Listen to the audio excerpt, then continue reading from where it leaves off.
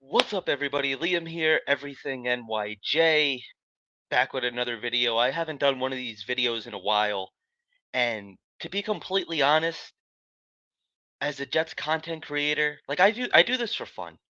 I don't get paid to do this. I don't get paid to talk about the New York Jets. I do it as a hobby because I love this team so much.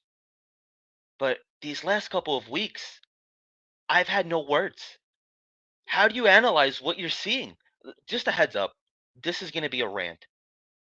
This is kind of a current state of the New York Jets, but really it's what are the New York Jets doing? I have a lot to get off my chest. I apologize for no podcast this week. Italy Jet has a couple things going on. We will be back, I think, tomorrow, Thursday, whenever you guys are watching this. The podcast will be back Thursday, talking about the Atlanta Falcons, talking about the Houston Texans, and just kind of the current state of the New York Jets because this is terrible. This is a unmitigated disaster. Seriously, this is extremely bad what is going on with the New York Jets. The whole Zach Wilson drama where he doesn't want to play and then he does. There's a million different stories coming out. Aaron Rodgers is talking on McAfee. This is just crazy. It really is. And you see, it's funny because the new the New England Patriots are like 2-8 right now, and we all kind of chuckle and laugh because they become a poverty team again. But at the same time, they're just kind of irrelevant. Like we're not really talking about them, thinking about them. With the New York Jets, like this is a never-ending circus. It's bad enough that we're going out there each and every week and losing and getting blown out and embarrassing ourselves on national television, primetime games, Black Friday game. We have the Fail Mary, whatever you want to call it, the Hell Mary. But all the stuff that's going on off the field as well, like this is a real train wreck. And it's unacceptable. It's at the point now where guys need to start getting fired. I'm going to sit here and go through these positions, starting with the backup quarterback position. So, as we all know, newsbreak, newsflash, Aaron Rodgers goes down. That does not give you an excuse to tank your season. And the New York Jets were winning a couple games. They were. They hung in there with the Kansas City Chiefs. They beat the Eagles. They beat Buffalo week 1. They rallied. That was a really good game, a real feel-good moment. But you know what? I was there week 1, September 11th, the home opener. Once Aaron Rodgers went down, like it was nice after the game to have that W and walk out of MetLife with some pride, especially in week 1 for once, because we haven't done that in forever. It was nice to walk out of there with my head held high, but at the same time, I was saying, man, like this season is gonna suck. I said that. But you can't really come out here and say that. But if you guys remember, I did a video. I recorded the video like 4 o'clock in the morning. It took me forever to get home that night too. Just talking about when is it going to end? What do the football gods have against us? Like I did a whole video on that. Go back and look. I was tired, and that's just really how I was feeling at the time. But I was skeptical. And then they didn't go out and sign a veteran backup quarterback. And we've been saying this all off season long. This is no hot take. And any other channel that you watch said the same thing. It wasn't just my channel. Every other Jets YouTube content creator back in the offseason was saying, yeah, we need to get a veteran backup quarterback in here. Because you signed a 39-year-old or now 40-year-old Aaron Rodgers and just hoped and prayed that he didn't go down. And the plan was to redshirt Zach Wilson. That's a lie. That was never the plan. You can't say that you're going to be redshirting a quarterback and then have him one injury away from starting. And that injury happened week 1. And you couldn't go out. You couldn't get a Teddy Bridgewater, Gardner Minshew, Dobbs, somebody like that. You couldn't go do that. You continue to play Zach Wilson, and he went from historically bad quarterback, he went from terrible to bad. Did Aaron Rodgers help him a little bit? Yeah, sure. The sideway no look pass, sure. But he's really bad. He's still a year, maybe 2 years away from being a decent backup in the NFL. And we were winning in spite of Zach. It was the defense. It was special teams. And nothing has gotten fixed. Nothing. Everything has gotten worse. Everything. And how many weeks do we hear Robert Saleh saying that once the offense clicks, it's going to be special. It's going to be good. Just give it time. Well, there's like 4 or 5 games left of the season. The season's toasted. It's done. It's cooked. Stick a fork in it. It never clicked. It never freaking clicked. And that's a problem. If you have a decent backup quarterback in there, maybe you win a couple more games. You probably could have beat the Patriots week 3. Could have beat the Chargers, the Raiders, the Atlanta Falcons last week. We are beating really good teams like the Philadelphia Eagles, but we're losing to really bad teams in embarrassing fashion. We can't score a touchdown. A touchdown. It's not crazy. It's not hard. You look at a bunch of other veteran backup quarterbacks. Joe Flacco. He was here last year. I can't stand Joe Flacco. I'm glad he's not back. But he started for the Cleveland Browns. Yeah, they lost that game, but he looked pretty good. He was able to score a couple touchdowns. The backup quarterback for the Cincinnati Bengals beat a really good Jacksonville Jaguar team last night. Josh Dobbs, he went in there into Minnesota, not even knowing his teammates' names, winning them games. Andy Dalton, Gardner Minshew. Gardner Minshew, he's another one. Anthony Richardson goes down with the Colts. Gardner Minshew steps in. They're going to be a playoff team. It's seriously, this is on Joe Douglas. And I've been kind of lenient because I want these guys to succeed. I do. I like Joe Douglas. I like Robert Saleh. I can't stand Hackett, but like I want to see those. Like I want them to be our guys. Like I want to be proud to have those guys. Joe Douglas, has he been terrible? I was grading him at like a solid B for a long time. 2022, I probably bumped him up to an A because of that draft class. But he's at like a D right now. Seriously, like we got to stop overrating these guys. He's had one good draft. He had DJ Reed, and he had Aaron Rodgers. His free agents have been bust after bust after bust. It's, I mean, he deserves to get fired. And then they go out to, they release Tim Boyle, and they sign Brett Rippon. Too little, too late, pal. Brett Rippon, yeah, he might be the best quarterback on the roster right now, but you signed Trevor Siemian, who's probably the worst out of the 3. Teddy Bridgewater was available. Gardner Minshew was available. Great options, top 15 quarterbacks in the league? No.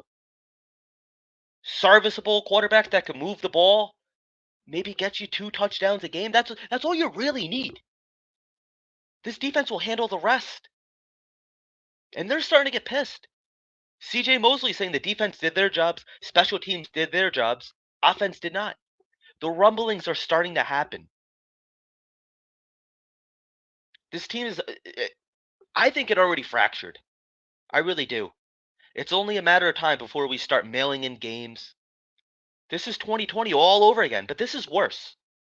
Because in 2020, it was a little bit different. There was a light at the end of the tunnel. You knew that Adam Gase was not surviving that second season. And you knew that it was just a bad football team. You had Frank Gore. You had Perryman. Chris Hogan. Like, it was not a good team. Your best wide receiver, receivers were Braxton Berrios and Jamison Crowder, who we're seeing right now are like wide receiver 3s on the teams that they're with now, it's this is just crazy. There was a lot more hope. Yeah, we were going to be drafting a new quarterback because we knew Sam was no good. And somehow we're worse than that because we know that there is going to be no accountability. Everybody is going to be coming back. Well, Zach Wilson, I don't think he's coming back next year, but everybody's going to be coming back next year because of Aaron Rodgers. Nathaniel Hackett should be fired. At the very least, if you're showing the fans that you really care and that you're not tanking the season, you're trying to win, you got to at least for 1 week try it. Just try it. If it doesn't work, it doesn't work. Give play calling duties to Todd Downing, the offensive line coach. He has experience as an offensive coordinator. It can't get any worse. And you don't have to fire Aaron Rodgers' best friend, Nathaniel Hackett. But Robert Saleh, you could argue he should be fired too. He should be fired, yes. And I like Robert Saleh. But he's supposed to be a CEO type of head coach, involved in the offense and the defense. The defense is doing good. You have the best defense and the worst offense on the same team. And there's no accountability. Nobody is held accountable. And I'm so sick and tired with Robert Saleh at the end of the game where he gets up in the ref's face because of a bad call. Why not get up into a player's face for every false start, for every pre-snap penalty? How many times do we get a first down? Oh, holding, pass interference, offense, whatever. And they're getting back. Now it's 1st and 20, 2nd and 15. It's this is the worst football I've ever seen. And I'm past the point where like I'm not even getting mad. Like yeah, I sound off on Twitter. If you guys follow me on Twitter, shameless plug here. The live game reactions, they get a little heated. But if you guys are into that kind of stuff, go check it out. But it's at the point where like I'm not even really getting super mad anymore. This is pathetic. Joe Douglas put together the worst quarterback room. Possibly, it's up there, maybe top 5 in NFL history. You couldn't get one of these decent guys. Nathaniel Hackett should be fired. Or at the very least, hand off play calling duties. Robert Saleh, same thing. This is actually statistically worse than the Adam Gase era. I'm going to pull up the numbers right here. NYJ Matt posted them. I retweeted them. Or re-X'd them, whatever you want to say. Reposted is what they use on X. So if you guys follow the Everything NYJ Twitter page, you could see I retweeted it. NYJ Matt 1 day ago said the Jets offense through 12 games, starting with 2020, 180 points, 201 first downs, 3,322 yards, total yards, 2,043 passing yards, and 1,279 rushing yards. This is 2020. Now, Nathaniel Hackett's offense in 2023, 171 points, 173 first downs, a total of 3,221. I'm sorry, 121 total yards, passing yards 2,032, rushing yards 1,089.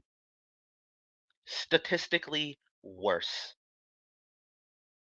We could be picking we could get if we lose out, we're going to be getting the as it stands right now, the 3rd overall pick. Some people are saying you need to draft a quarterback. There's just so many holes on this team. There really is. You're going to need another wide receiver. You need a couple of offensive linemen. You're probably going to need a quarterback that's going to sit and develop behind Aaron Rodgers the right way. You know what's funny? I was thinking, do you remember when Zach Wilson got drafted and Robert Saleh said, "We're going to elevate you. You're not going to elevate us"? Whatever happened to that? Whatever happened to that, man? It's just such sad times here for the New York Jets. Every day there's another ridiculous story.